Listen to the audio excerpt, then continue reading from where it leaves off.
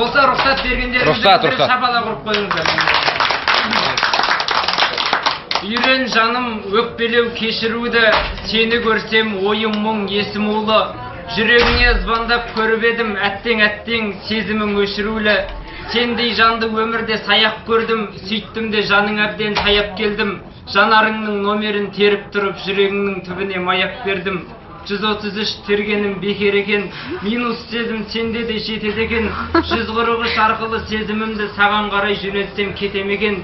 Хабарласшы мендегі тарифтегін, өшірдім тез жадымның памяттерін. Сақталайын деп едім флешкаңа, менің басым әзірге заниттедің. Айтарымды айтқызбай біліп тұршы, соткамдағы фоным боп күліп тұршы. Ең болмаса сезімімді талқан қылар, жүрегіме вирус боп кіріп тұршы. Сағанда сенімсіз жан болмайын деп, арманың боп арыңды қорғайын көп. Агентке айналған жүрегіме қашан жауап бересің онлайн боп. Рұқсат бердің жаныңнан өтуге де, енді қиын өзіңе жету неге. Енді зейін деп жатсам үмітімді, готов дейсің поболтать етуге де. Сені күтіп тірелді ой осыған, сені іздедім сезімнің саясынан. Шығып кетіп жүрмесең болды жаным, қызметтің көрсету аясынан.